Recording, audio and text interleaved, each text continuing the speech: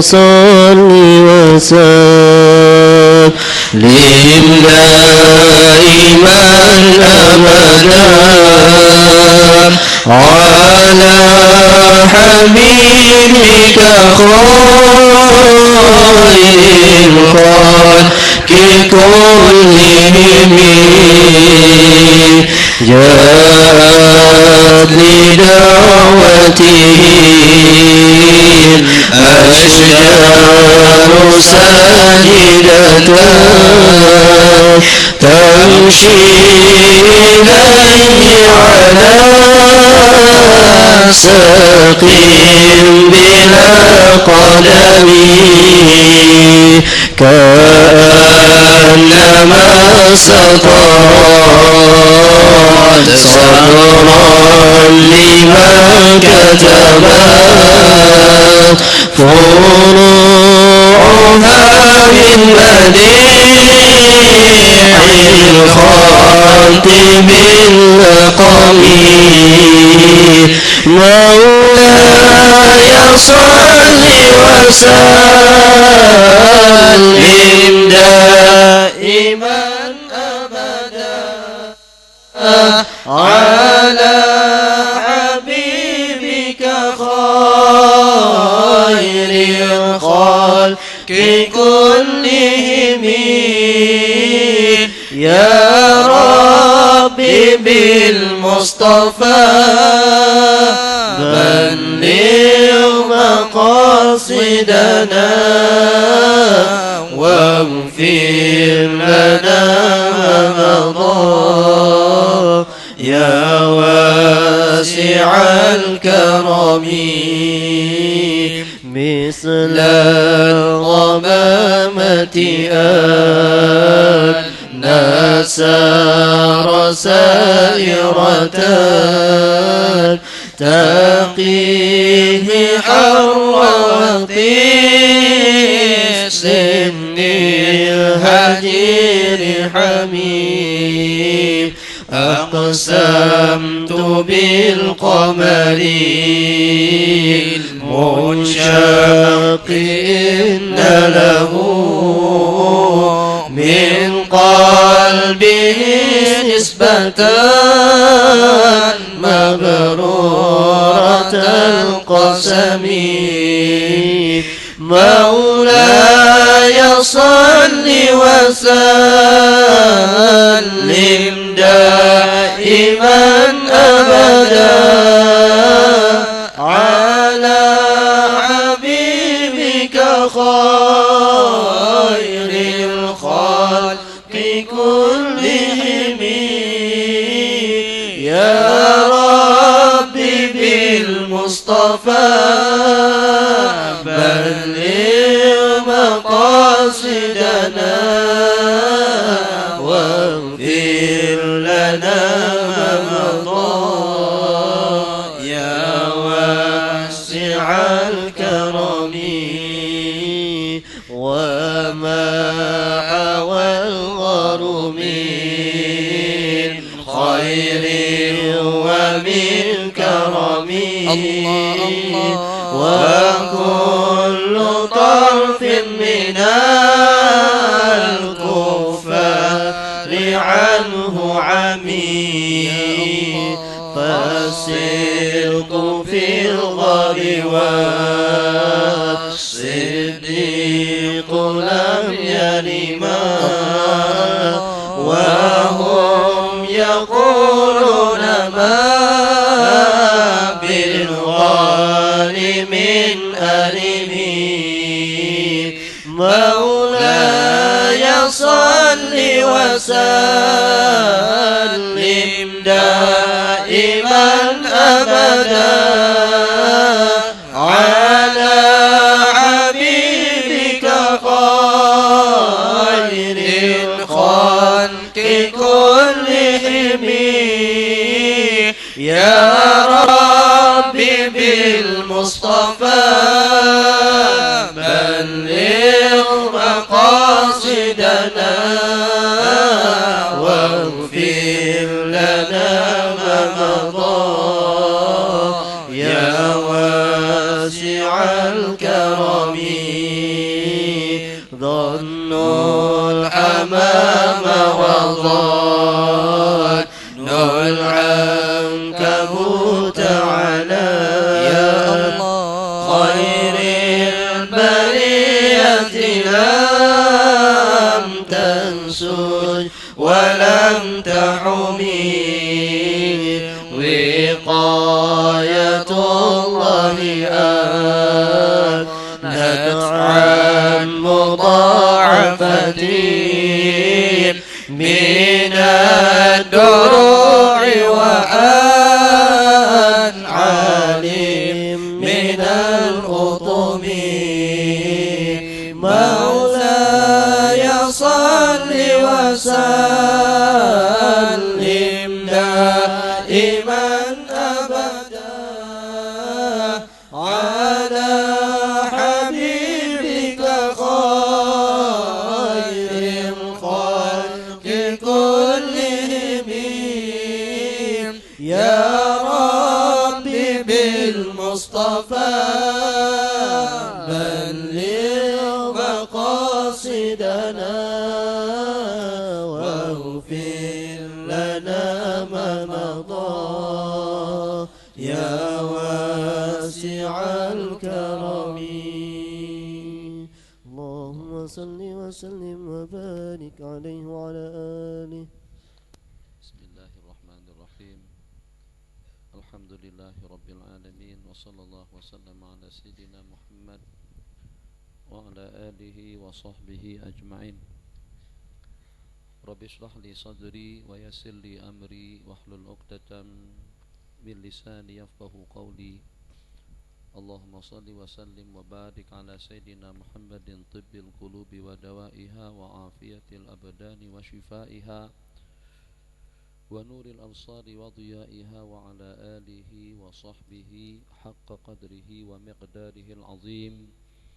ربي يسر ولا تعسر Rabbi tamim bi khair. Hadis yang ke-1561 babut tamattu wal qirani wal ifradi bil haji wa fashil haji liman lam yakun ma'ahu hadyun. Bab yang menyatakan tentang pelaksanaan haji tamattu, qiran dan ifrad, dan juga penggagalan, pempasahan, penasahan haji kepada umrah bagi seseorang yang tidak membawa hewan korban. Baca. Bismillahirrahmanirrahim. Qala hadatsana Utsman qala hadatsana Jarir an Mansur an Ibrahim an al-Aswad an Aisyah radhiyallahu anha kharajna ma'an nabiy sallallahu alaihi wasallam wa la nura illa annahu al-hajj falamma qadimna تطوفنا بالبيت فأمر النبي صلى الله عليه وسلم من لم يكن ساق الهدي أن يحل فحل من لم يكن ساق الهدي ونساؤه لم يسقنا فأحللنا. قالت عائشة رضي الله عنها فحطت فلم أطف بالبيت فلما كانت ليلة الحصبة قالت يا رسول الله يرجع الناس بعمرة وحجة وأرجع أنا بحجة. قال وما تفتي ليالي قدمنا مكة؟ قلت لا. قال فاذهبي مع أخيك إلى التنعيم فأحلي بعمرة ثم موعدك كذا وكذا. قالت صفية ما أراني إلا حابستهم. قال أقرأ حلقا أو ما تفتي يوم النحر؟ قالت قلت بلى. قال لا بأس انفري. قالت عائشة رضي الله عنها فلاقيني النبي صلى الله عليه وسلم وهو مصعد من مكة وأنا منهبطة عليها أو أنا مصعدة وهو منهبط منها. بسم الله الرحمن الرحيم وصلى الله على سيدنا محمد وبعد. 3 tajuk pembicaraan yang kita bicarakan pada malam hari ini tabarrukan dengan kitab Sahih Imam Al-Bukhari rahimahullahu ta'ala. Kitab ini telah kami baca sejak pada tahun 2011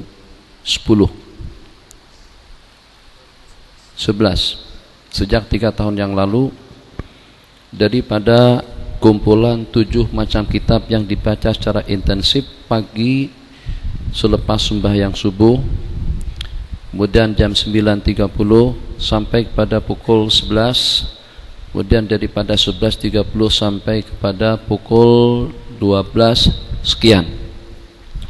Kemudian pengajian petang, pengajian setelah maghrib, dan juga dengan pengajian setelah isya, yang pada tiap hari tidak kurang daripada 5 buah kitab. Dan ini berjalan sejak pada 3 tahun yang lalu sampai sekarang. Jadi jadwal waktu saya sebagaimana yang sudah berjalan, 2 minggu di KL atau di Malaysia, seminggu di KL dan seminggu di Kelantan, dengan pengajian bersama kumpulan Tafaquh yang dengan pelajarnya terdiri daripada 4 kumpulan negara, 1 daripada Indonesia, yang kedua daripada Malaysia, yang ketiga daripada Thailand, dan yang keempat daripada Kamboja, yang walaupun dengan jumlah bilangan yang terhad, akan tetapi masing-masing sudah dapat mewakili daerahnya atau dengan negara-negara yang kita sebutkan. Perbincangan kita pada malam hari ini insyaallah kita tidak berubah tajuk, tapi akan saya kaitkan dengan cadangan yang kita cadangkan untuk kita mempraktikkan sembahyang secara sunnah, pelaksanaan ibadah haji. Secara amnya, kita yang memenuhi seruan Allah Jalla wa'ala dengan melantunkan labbaik Allahumma labbaik, labbaik la syarika laka labbaik, innal hamda wan ni'mata laka wal mulk la syarika lak. Kalau hanya setakat dengan melantunkan talbiyah yang semacam itu, mungkin secara pasti dengan kita pernah melantunkannya. Sementara dengan mempraktekkan Ka'bah ada di hadapan kita, dengan putaran tauf yang pertama, kedua, dan yang ketujuh, dengan melaksanakan sembahyang di belakang makam Ibrahim, wattakhidhu min maqam Ibrahim musalla, kemudian dengan kita beranjak untuk mengecup Hajarul Aswad, meminum air Zam-Zam, kemudian melangkahkan kaki menuju Safa dan Marwah, innas Safa wal Marwata min sya'airillah, kemudian diakhiri dengan tahallul kalau pada waktu kita melaksanakan umroh. Itu barangkali tidak kurang daripada dalam 2/3 penduduk dunia Islam meninggal dunia sebelum melaksanakannya. Ini secara reality dan juga secara kenyataan, bukan cerita karena miskin yang walaupun dia punya duit, yang walaupun dia punya kemampuan, yang walaupun dia punya harta, dengan jasmani yang sehat, dengan perjalanan yang aman, dan juga dengan keperluan hidup yang terpenuhi, kalau tidak mendapatkan seruan daripada Allah Jalla wa'ala, maka dengan haji dan umrah tidak akan dapat kita laksanakan. Makanya itu suatu jawaban yang cukup bijak daripada baginda Nabi menjawab pertanyaan daripada Sayyiduna Aqra' bin Habis. Nabi kita bersabda dalam sebuah hadis, innallaha qad kataba alaikumul hajja, sesungguhnya dengan Allah Subhanahu wa taala telah mewajibkan haji kepada kalian semuanya. Sebelum Nabi kita tuntaskan pembicaraan beliau, Aqra' bin Habis menanyakan, afi kulli amin ya Rasulullah, apakah dengan haji tersebut wajib dilaksanakan pada tiap tahun? Saya menyimpang daripada tajuk, apakah haji wajib dilaksanakan pada tiap tahun, yang pada satu Nabi kita tidak menjawab. Jadi baginda tidak menjawab dengan pertanyaan, melainkan pada kali yang ketiga dengan jawaban yang negatif. Apakah tiap perkara yang Nabi kita tidak pernah buat, tiap perkara yang Nabi kita tidak pernah lakukan, tiap perkara yang Nabi kita tidak pernah melaksanakannya, itu berarti hukumnya haram ataupun juga bid'ah sebagaimana mereka katakan. Jadi tiap permasalahan yang kalau pada saat Nabi kita tak pernah buat, kata mereka bid'ah.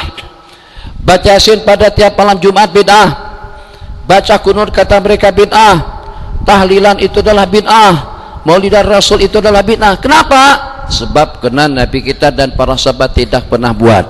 Sekarang, apakah pernah Nabi kita melaksanakan haji tiap tahun? Apakah kira-kira dengan baginda pada tiap bulan Rabiul Awal dan juga pada tiap bulan Rajab, pada tiap bulan Ramadan melaksanakan umrah ke Baitullah? Itu tidak ada secara terbukti dan juga secara pasti. baik Salafi maupun Wahabi, ataupun juga dengan kumpulan-kumpulan Talafi, kumpulan yang dari mana saja, tidak akan mampu untuk mensabitkan dan memastikan Nabi kita melaksanakan haji pada tiap tahun. Jadi kalau macam tuh dengan datu-datu dan datin Tan Sri, saya tahu di KL ada diantara daripada datu-datu kita di sana, bila nak pergi ke Mekah, bila nak pergi ke Madinah, beliau pergi sebab beliau kenal baik betul dengan duta. Pernah dengar tak satu travel agent, kalau tidak salah namanya Zahafizah itu dengan Datu Zainal, mantan daripada tentara sebelumnya polis, yang dengan beliau bila beliau nak sembahyang di Mekah, beliau sembahyang, tak terlalu masalah. Bukan sebagaimana dengan kita dengan urusan visa, tiket, booking itu, booking ini dan lain sebagainya, kita ketepikan. Jadi dengan pertanyaan daripada Aqra, apakah pada tiap tahun ya Rasulullah? Nabi kita bersabda pada kali yang ketiga, kalau saya katakan iya, la wajabat, niscayalah haji akan diwajibkan, wala mastata'tum, dan juga dengan kalian tidak akan mampu untuk melaksanakannya. Ini secara fakta nyata. Nabi kita tidak menjawab pada pertanyaan yang pertama, soalan yang kedua, soalan yang ketiga, dijawab pada kali yang terakhir. Kalau saya katakan iya, niscayalah dengan haji itu akan diwajibkan dan dengan kalian tidak akan mampu untuk melaksanakannya. Tapi ternyata yang walaupun dengan baginda tidak mengatakan iya, dalam berapa ramai orang yang melaksanakan haji tiap tahun. Apakah itu beda? Apakah itu juga sesat? Apakah itu juga masuk neraka? Jadi Salafi ruwaida, perlahan-lahan, slow sikit, jangan terbawa-bawa emosi, jangan terbawa-bawa perasaan, jangan sampai dengan sikap yang kalian semacam itu menunjukkan atas kebodohan kalian, yang menunjukkan kepada ketaksiran kalian untuk mengkaji dan juga untuk mengamati hukum hakam Allah Jalla wa'ala yang secara tuntas dan total dan teliti dan rapi telah dipelajari oleh ulama-ulama kita dahulu, salafun saleh di kalangan para tabi'in, atba'ut tabi'in, baik itu pengamatan daripada al-a'immatul arba'ah, seumpama Imam Abu Hanifah An-Nu'man, al-Imam Asy-Syafi'i, al-Imam Malik, al-Imam Ahmad Ibn Hanbal, atau juga dengan pengamatan ulama-ulama hadis yang berikutnya, seumpama Al-Imam Al-Baihaqi, seumpama dengan Imam Al-Hafiz Al-Iraqi, As-Suyuti, Al-Mizzi, begitu juga dengan Al-Imam Jalaluddin Al-Mahalli, atau katakanlah juga diantaranya itu dengan ulama-ulama kita mutakhirin daripada kumpulan ashab al-madhahibil arba'ah, bukan kumpulan Salafi dan Talafi, bukan daripada kumpulan Salafi dan Wahabi, ini daripada kumpulan ashabul mazahib yang secara sepakat mereka mengatakan, atau tidak ada seorang pun daripada mereka yang memfatwakan tidak boleh ataupun juga haram ataupun juga bid'ah untuk melaksanakan haji pada tiap tahun, padahal Nabi kita tidak buat. Allahu Akbar, doa saja. Lam yalid wa lam yulad wa lam yakul lahu kufuwan ahad. Malam bulan Ramadan yang pertama Nabi kita melaksanakan sembahyang tarawih. Man qama ramadhana imanan wa ihtisaba ghufira lahu ma taqaddama min dhanbihi. Yang melaksanakan, yang bangkit qiyam melaksanakan sembahyang di bulan Ramadan dengan penuh keimanan dan keyakinan, tulus ikhlas karena Allah, akan terampunkan dosa-dosa kesalahan yang telah lalu. Malam pertama yang tahu hanya sebagian daripada sahabat, sehingga dengan mereka mengikut sembahyangnya Nabi kita laksanakan. Pada malam yang kedua masing-masing ber-SMS-an, yang itu hantar Facebook, yang itu hantar SMS, yang itu daripada mulut, yang itu secara bisik-bisik, yang itu dengan emailnya, yang itu dengan teleponnya, sehingga pada malam kedua orang ramai, jumlah bilangan masjid sudah hampir penuh. Pada malam yang ketiga rupa-rupanya mereka masukkan ke dalam YouTube. Malam ketiga yang hadir sudah tidak terhitung ramainya, masjid penuh sampai masjid terbanjiri dengan jumlah bilangan para sahabat Nabi kita yang ramai, tapi ternyata pada malam ketiga Nabi kita tidak turun. Nabi kita tidak turun.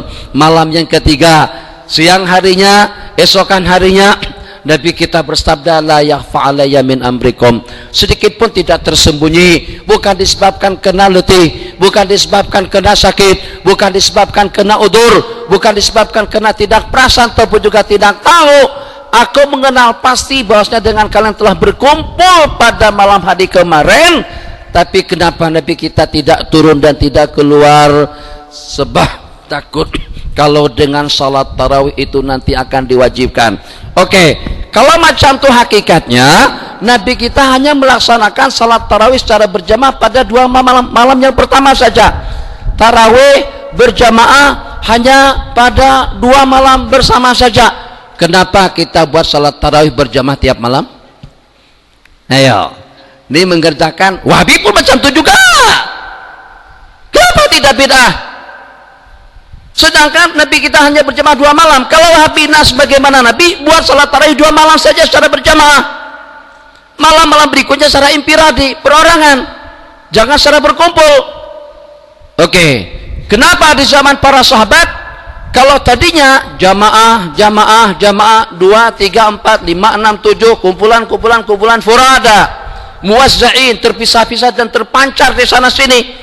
Di zaman Sayyidina Umar dikumpulkan dengan satu orang imam. Tidak ada yang komplain, minta maaflah Salafi dengan Wahabi, eloklah, tutup mulutlah, jangan cakap itu dan ini, jangan kacau orang. Umat ini ada ulama, umat ini ada warasatul anbiya yang dengan ketakwaan mereka lebih daripada antum, ibadah mereka lebih daripada antum, kewaraan mereka lebih daripada antum. Syekh Muhammad bin Abdul Wahab dengan pasukannya itu pernah terbabit dalam kes pembunuhan dalam berapa puluh ribu orang manusia. Dengarkah itu? Atau perlu kita kona dulu untuk tentang Wahabi dan Salafi lagi? Cukup setakat itu saja. Imam Syafi'i pernah terbabit membunuh siapa? Ulama-ulama salaf kita pernah terlibat dalam pembunuhannya siapa? Merampas hartanya siapa? Menggauli wanitanya siapa? Sebagaimana dengan gerakan yang pernah berlaku saat ketika bermulanya gerakan Wahabi pada tahun atau pada abad yang ke-11, yang tawasul mancung lehernya, yang bertawasul halal darahnya, hartanya dirampas. Seperti dengan kita merampas dan mengambil harta rampasan daripada musuh kita di kalangan orang-orang kafir. Cukup setakat itu saja, remang-remang biar tak begitu jelas, tapi itu sudah jelas dengan keterangannya. Salafun salih, ulama-ulama kita, Imam Nawawi, Imam Ghazali, Imam Juwaini, Imam Subki, Taqiyuddin, Imam Qadhi Iyad, Imam Baihaqi, Al-Hakim, As-Sarakhsi. Begitulah dengan ulama-ulama daripada mazahibul arba'ah, waraknya, zuhudnya, takwanya, ibadahnya, keilmuannya, muraqabahnya, khasyahnya. Sulit untuk kita mencari tandingannya, di samping dengan kepakaran dan spesialis mereka daripada berbagai disiplin ilmu agama, yang sehingga kalau seandainya bukan karena ingin hormat, karena ingin ingin menggabungkan diri dengan kumpulan ashabul mazahib, ada di antara daripada mereka yang mampu untuk membuat mazhab sendiri, sebab ada di antara daripada mereka yang sudah sampai kepada martabatu ahlil ijtihad. Cukup setakat ini saja. Jadi untuk pedoman, tidak pada tiap perkara yang Nabi kita tak pernah buat berarti hukumnya haram. Itu saja kaidahnya. Ini Nabi kita tak buat, tapi kenapa sepakat ulama mengatakan hukumnya boleh? Sebab Nabi kita tidak melakukannya disebabkan kena berbagai faktor, mungkin akan menyusahkan, mungkin akan membebankan, mungkin nanti akan ditetapkan atau akan berubah hukumnya menjadi kepada wajib atau atas pertimbangan-pertimbangan yang seumpamanya. Jadi dengan 3 pelaksanaan haji tadi itu, haji tamatu, umrah, setelah selesai umrah baru kita melaksanakan haji. Haji kiran, haji dengan umrah kita gabungkan pada waktu yang sama di bulan haji. Sedangkan dengan haji ifrad kita melaksanakan haji terlebih dahulu. Setelah selesai kita melaksanakan haji yang terdiri daripada beberapa rukun, bermula dengan niatul ihram, kemudian dengan wukuf di padang Arafah, kemudian dengan melaksanakan tawaf ifadah, kemudian dengan melaksanakan sa'i setelahnya, dan sebelumnya setelah kita melontar jamratul aqabah itu dengan bertahallul, tahallul awal dan juga dengan tahallul sani. Itu panjang pembicaranya, tidak cukup waktu kita tinggal 10 menit sebelum menjelang adzan isya berkumandang. Yang ingin saya kongsikan sebelum kita kaitkan nanti dengan pembicaraan yang akan datang selepas kita melaksanakan sembahyang isya, tentang tajuk kaifiatu salati Rasulillah, kaifiat salat sembahyang secara sunnah. Masya Allah tabarakallah. Haji dalam pelaksanaannya merupakan satu-satunya ibadah yang mampu untuk mengumpulkan rukun iman yang 6 dan juga dengan rukun Islam yang 5. Haji yang mampu untuk menghimpunkan antara waktu, antara tempat dan juga dengan waktu. Penghimpunan antara waktu yang mulia dan juga dengan tempat-tempat yang mulia. Zakat tak dibuat di mana saja, dia tidak terikat dengan tempat. Yang penting nisabnya cukup, tidak mesti pada hari-hari tertentu. Bila-bila nisabnya cukup, bila-bila haulnya cukup, maka dengan zakat kita laksanakan. Macam itu juga dengan bulan puasa. Kalau sudah masuk bulannya, nak puasa di sini, nak puasa di sana, puasa tanah haram, puasa di Masjid Nabawi, puasa di Masjidil Haram, puasa di Bacok, puasa di Kuala Selangor, puasa di Bukit Murtajam, puasa di Alur Mengkodo, puasa di Alur Janggus, tidak ada larangan. Macam itu juga dengan sembahyang. Apakah mesti dengan kita sembahyang di tempat-tempat yang mulia? Apakah mesti dengan kita sembahyang di Masjidil Haram? Tidak. Ibadah yang mengkombinasikan antara tempat-tempat yang mulia tambah dengan waktu-waktu yang mulia. Waktu-waktu yang mulia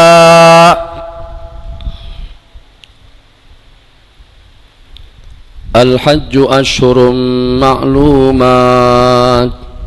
Haji itu dilaksanakan pada beberapa bulan yang diketahui, bermula daripada bulan Syawal, Dzulqa'dah, dan 10 hari daripada bulan Dzulhijjah.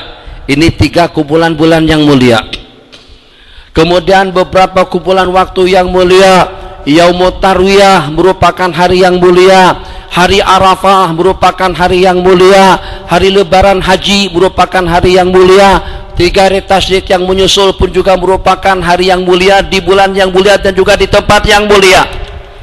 Kumpulan daripada tempat-tempat yang mulia, yang pertama dengan Al-Ka'batul Musyarrafah, Hijr Ismail, Zamzam, Makam Ibrahim, Safa, Marwah, Muzdalifah, Mina, Multazam. Kemudian berikutnya dengan Padang Arafah dan juga dengan Al-Masy'aril Haram. Kemudian kawasan pelontaran yang pertama, kedua dan yang ketiga itu kesemuanya amakinul ijabah, tempat-tempat Allah mengijabahkan doa, permintaan dan permohonan kita kepada Allah Jalla wa'ala. Ada tak dengan puasa yang semacam itu? Ada tak dengan sembahyang yang semacam itu? Memanglah dalam sembahyang ada rokok, dalam sembahyang ada ihtidal, dalam sembahyang ada tilawah, dalam sembahyang ada bacaan, dalam sembahyang ada zikir. Betul. Tapi ternyata sembahyang itu sendiri ada dalam haji. Puasa ada dalam haji, kafarat ada dalam haji, denda ada dalam haji, sedekah ada dalam haji, tilawah ada dalam haji. Semua kegiatan-kegiatan ibadah terkumpul dalam pelaksanaan ibadah haji. Dengan tidak ada rasa ragu dan bimbang, kita katakan bahwasanya seafdal ibadah itu adalah pelaksanaan ibadah haji. Tapi ternyata setelah kita selidiki, setelah kita tengok fatwa dan pendapat daripada ulama, justru fatwa mereka mengatakan seafdal ibadah itu adalah sembahyang. Allah Maha Pengasih dan Penyayang. Seafdal ibadah dari sudut mana saja, karena dia menghimpunkan dan mengkombinasikan bermacam-macam jenis ibadah, zikir dan amalan. Dihimpunkannya waktu, dihimpunkannya tempat, dihimpunkannya manusia. Pernahkah manusia berhimpun sejumlah bilangan yang berwukuf di padang Arafah? Para al-aqtab, an-nujaba, al-abdal, al-aulia, orang-orang baik, orang-orang saleh. Kalau bukan karena kesalehannya, kalau bukan karena dia orang yang mulia, kalau bukan dia orang yang dilihat oleh Allah, Allah tidak akan jemput untuk menjadi tetamu padang Arafah pada hari yang ke-9. Meninggal dunia sebelum melaksanakan ibadah haji, yang walaupun semacam itu kedudukan ibadah haji dalam kehidupan beragama, akan tetapi ramai mana yang melaksanakan ibadah haji. Tunggu mati innalillahi wa inna ilaihi raji'un. Tunggu stroke. Tunggu bankrupt.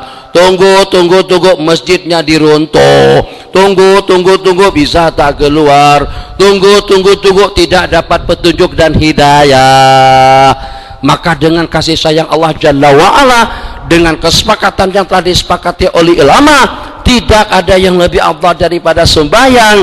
Kalau dengan rukun Islam yang 5, syahadat itu sebagai pondasi, syahadat itu adalah sebagai asas, sementara dengan rukun yang 4 berikutnya, sembahyang, puasa, zakat, haji. Secara singkat, kalau dengan haji hanya sekali dalam seumur hidup, itu pun bagi orang yang berkemampuan.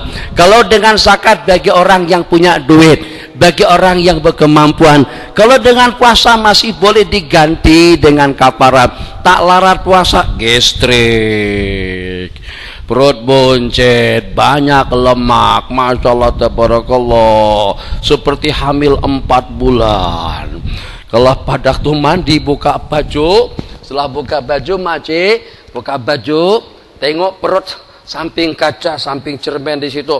Ya Allah, kemarin ada satu benda yang saya nak sebut. Mana sih Sanusi sudah balik dah Ji? Sanusi dah balik dah. Pada masa program kita di KLCC, mana cerita tu tak selesai. Pada masa kita buat program di KLCC, setelahnya kita melawat ke atas, naik tingkat ke 42 atau 41 pada waktu itu. Jadi yang ikut hadir program itu semuanya kaki tangan daripada Petronas, dengan manajernya, setiausahanya, siapa panjang lebar. Waktu sudah hampir habis. Untuk yang pertama nih, nanti ada lagi yang kedua, jangan balik. Besok malam kita sudah habis. Masya Allah tabarakallah. Jadi pada hari itu panjang lebar pembicaraan saya dan banyak hubung kaitnya dengan Petronas, yang walaupun saya tak pengalaman tentang Petronas. Saya katakan, kenapa petrol adanya di Karti? Kenapa dengan kalian dengan teknologi canggih, Jepunnya, Amerikanya, Eropanya tidak mampu untuk mewujudkan petrol di negara kalian atau di tempat-tempat yang mudah untuk kita bergerak dan juga untuk kita berkomunikasi? Kenapa adanya di Balikpapan? Kenapa adanya di Burung Budak? Kenapa adanya di Tanjung? Kenapa adanya di Arab Saudi? Kenapa tidak ada petrol di Kedah? Adanya di Karti, Terengganu, adanya di Kelantan. Teknologi kita tidak boleh mewujudkan yang semacam itu. Itu memang betul-betul anugerah dan pemberian daripada Allah Jalla wa'ala. Maka jangan sampai dengan manajernya, ataupun juga dengan setiausahanya, atau dengan timbalannya, dengan sesiapa saja yang merasa lebih mulia, yang siapa tahu tuh dengan tukang sampah di bawah, mungkin dengan tukang bangunan yang di sana, ternyata dia mempunyai kedudukan yang lebih mulia di sisi Allah daripada kita. Itu diantara daripada yang saya sebutkan. Selesai program berlangsung dengan baik, alhamdulillah kehadiran cukup membanggakan penuh. Lepas turun, kawan-kawan tangkap gambar, krikik, Syekh, sekali lagi Syekh, dia tangkap gambar saya dari bawah. Kameramen itu bukan lagi begini gambar. Jadi dia gambar saya daripada bawah naik ke atas antara dua menara Petronas. Ya Allah, dia hantar gambar itu kelihatan apa? Yang kelihatan perut buncit. Katanya itu yang dia masukkan ke dalam Facebook Bang Sanusi yang semalam tuh. Jadi saya baru perasaan, katanya Syekh minta maaf, nih gambar yang ini nih yang saya masukkan ke dalam Facebook. Entah kenapa anak ini bukan buncit sangat, oke aja perut, tapi pada saat ketika diambil daripada bawah, maka kelihatan lengkungan perut tadi itu naik ke atas. Jadi orang kira yang tak pernah tengok saya secara original, yang secara langsung hanya dalam YouTube saja, si Nurdin itu perut buncit.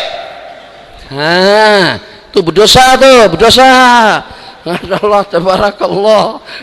Jadi kembali kepada pembicaraan kita.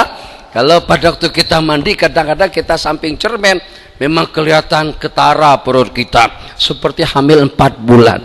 Kalau istri kita orangnya ramping dan langsing, terus pada waktu hamil, mungkin barangkali kalau orang salah kira, kita yang hamil bukan istri kita. Kenapa perut kita lebih besar? Tak payahlah, boleh cek lah perut masing-masing. Tengok saja situ. Kembali. Alhamdulillah. Jadi kalau dengan puasa, boleh diganti dengan fidyah. Kalau dengan zakat, gugur disebabkan dikarenakan karena tidak cukup nisab atau haul. Sementara kapan waktunya ada istilah sembahyang gugur daripada kewajiban? Mampu, tidak mampu, besar, kecil, tua, muda, laki, perempuan. Sekejap. Tidak ada perbedaan. Dalam kondisi kesehatan seperti apa saja, apakah pada saat ketika diwat, apakah seketika di hospital dan di klinik, apakah seketika sedang diterapi, apakah seketika sedang dijampi, apakah seketika sedang sakit, dalam keadaan yang semacam manapun, yang walaupun dah ujur, yang walaupun sudah tua, yang walaupun sudah tidak berkemampuan untuk bergerak ke sana dan kemari, detik-detik terakhir untuk menunggu mati, tapi asal akal pemikirannya masih waras dan sehat, selama itu juga dengan kewajiban sembahyang wajib dilaksanakan. Tak boleh berdiri, duduk, tidak boleh duduk, baring, tidak boleh baring, telantang, tidak boleh telantang, mengiring, tidak boleh mengiring, sembahyang dengan isyarat, tidak boleh dengan isyarat, sembahyang dengan kedipan mata, rokok, tidak, sujud. Tak boleh juga dengan mata, sembahyang dalam hati. Itu yang tak betul tuh bang. Abang, kalau masih juga menghandphone, jangan hadir pengajian. Itu sudah diperingatkan sejak pada hari yang pertama.